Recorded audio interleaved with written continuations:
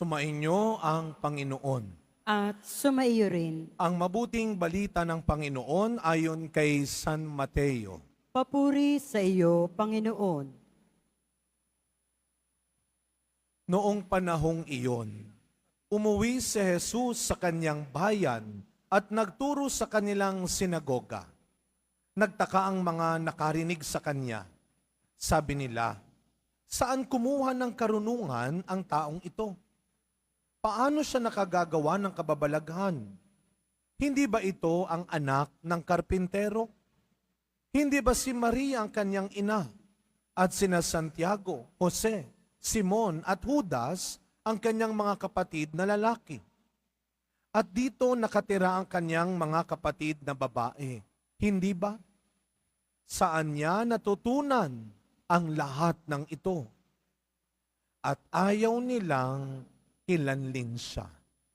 Kaya't sinabi ni Jesus sa kanila, ang propeta'y iginagalang kahit saan, liban sa kanyang sariling bayan at sa kanyang sariling sambahayan. At dahil sa di nila pagsampalataya, hindi siya gumawa roon ng maraming kababalaghan. Mga kapatid, ang mabuting balita ng Panginoon. Pinupuri ka namin, Panginoong Heso Kristo. Magsiupo ang lahat. Good afternoon po sa inyong lahat. Patiin natin ang mga katabi natin, good afternoon. At mga kapatid, ngayon po ay ikalawang araw ng bagong buwan, ang buwan ng Agosto, unang biyernes ng buwan na ito, ang araw ng ating debosyon sa ating pinakamamahal na pong Jesus Nazareno. Bigyan natin siya ng malakas sa palakpak ng papuri at pasasalamat. Mas malakas sa palakpak para sa Kanya. Nakakatuwa ho parang walang nangyaring bagyo talaga. Punong-puno pa rin tayo. Kanina dun sa LRT, dun sa sinakyan ko, narinig ko lang naman, hindi naman sa chismoso ako. Malakas lang talaga yung boses ng katabi ko, Nag-uusap sila, nagtatalo, bilisan mo na kasi, ang bagal-bagal mo, first Friday ngayon, pag tayo nahuli ng misa. Sabihin ko sana, huwag ka mag-alala, andito pa yung magmimisa. Katabi ko sa LRT kanina, galing ka rin, Galing po doon sa amin, sa Assumption, sa may Leverisa. Magpipiesta ho kami ngayong Agosto. Ngayon po ay bagong buwan. Nagsisimula na naman ang isang bagong buwan, mga kapatid.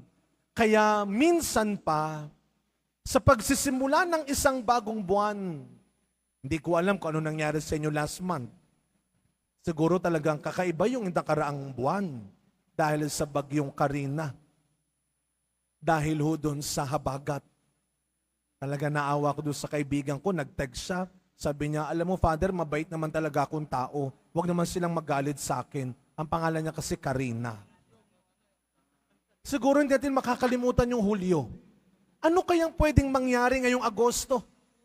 Kaya mga kapatid, ngayong araw na ito, sama-sama, isipin natin, hangarin natin, higit sa lahat, ipanalangin natin na ngayong bagong buwan, mas magiging maayos, mas magiging mabuti, mas magiging mabunga naman ang buwan na ito. Amen? I-claim natin. Sabi nga nila ngayon, i-manifest natin na ngayong buwan ay magiging mas mabuti at pinagpala para sa atin. Palakpakan natin ang ating Panginoon. Sabihin sa katabi, God bless you. Ako, sana naman. Naniniwala ba kayo ngayong bagong buwan na ito, ngayon ng Agosto? Kayo ay mas pagpapalain. Kayo ay gagaling. Kayo ay tatanggap ng mga blessing. Kayo ay babayaran na sa kanilang mga utang sa inyo. Abab, napataas pa yung kamay talaga. Mukhang ang daming may utang sa kanya. Pero kahit na ikiniklaim natin yan, mga kapatid, kahit kiniklaim natin yan, dapat maghanda rin tayo.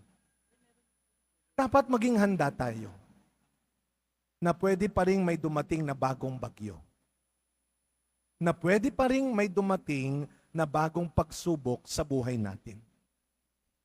Mga bagay, mga pangyayari, mga tao na pwedeng sumubok sa talino mo, sa kakayahan mo, sa kabutihan mo, at susubok sa pananampalataya mo.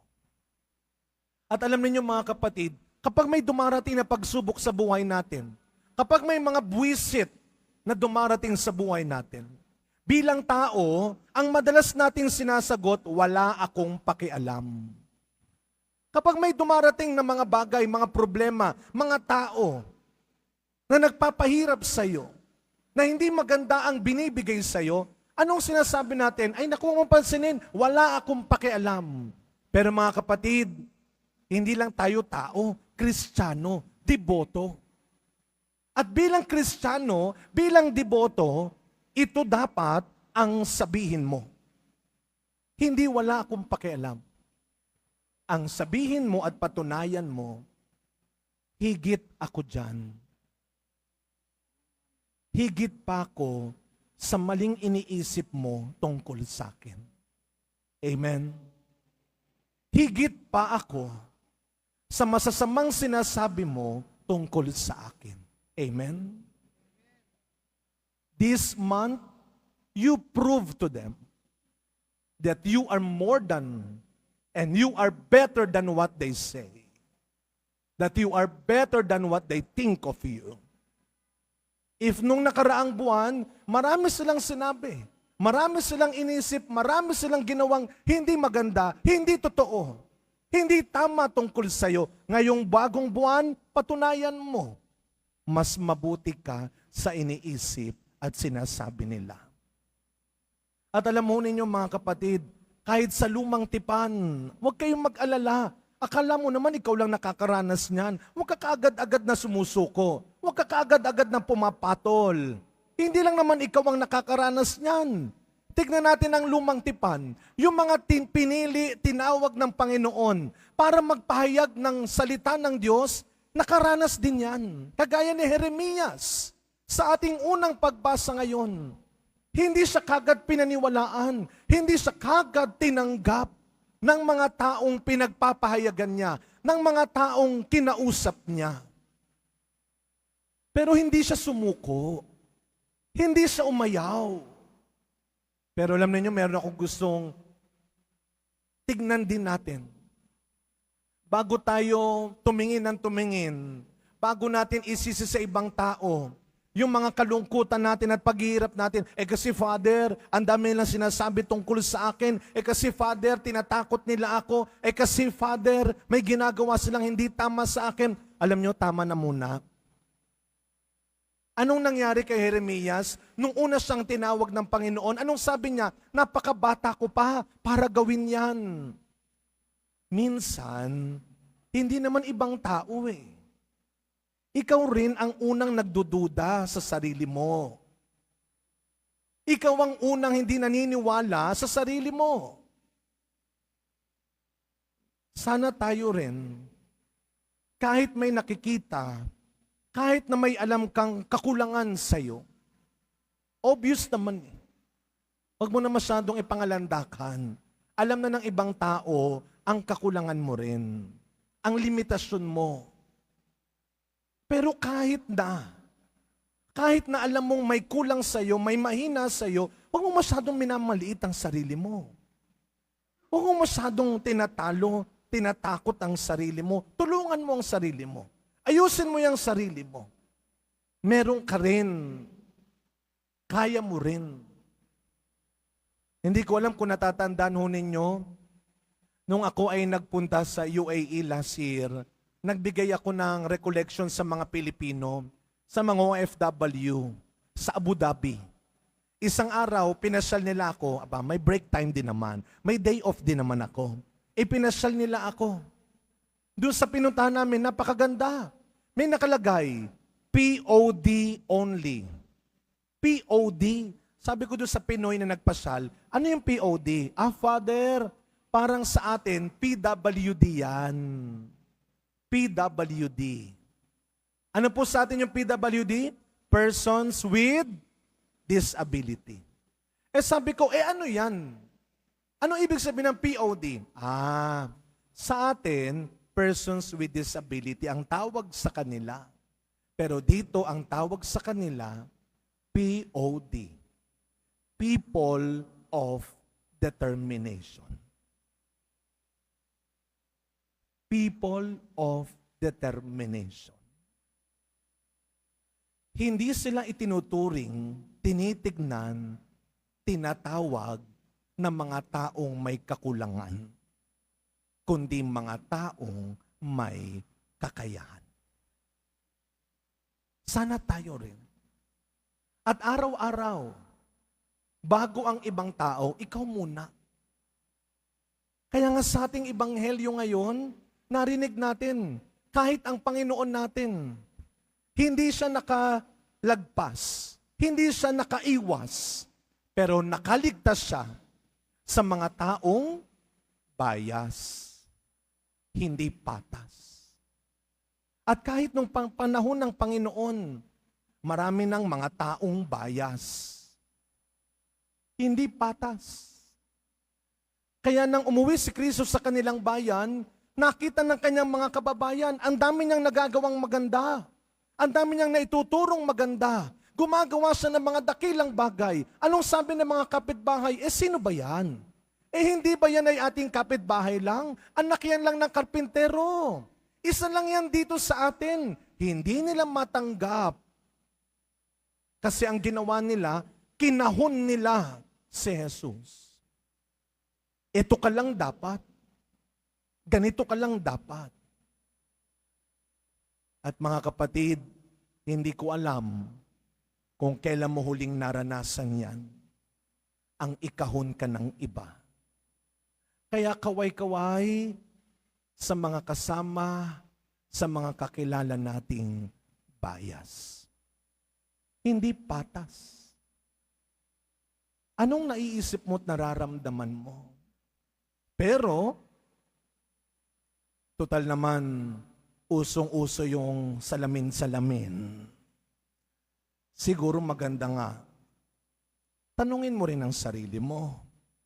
Baka naman tingin ka ng tingin sa iba, kasama ka na pala nila. Bias ka na rin. Hindi ka na rin patas. So kailan ka huling naging bias sa pamilya mo? Sino ang huling nakaranas ng hindi mo pagiging patas? Kaya sa pagpapatuloy na misa natin, mga kapatid, sa pagsisimula ng bagong buwan na ito, dalawang bagay ang hilingin natin. Una, Panginoon, bigyan mo ko ng kababaang loob na aminin at ihingi ng kapatawaran ang hindi ko pagiging patas. Sa mga pagkakataon na nahusgahan ko ang iba dahil lang sa kanilang itsura, dahil lang sa kanilang suot, dahil lang sa kanilang kulay, dahil lang sa kanilang pinagmulan. Sorry Lord kung naging bias.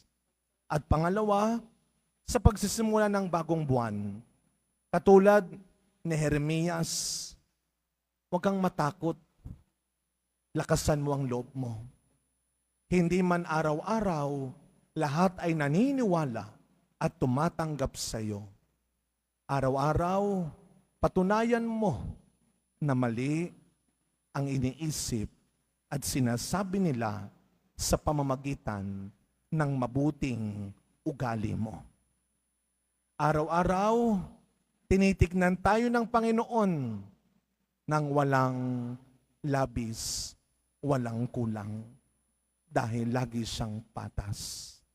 At araw-araw, huwag mong kalilimutan, higit sa kanino man, ang tingin at turing ng Diyos sa iyo ay hindi ayon sa iyong kakulangan, kundi sa marami mong kakayahan. Huwag bias, sikapin nating maging patas. Amen.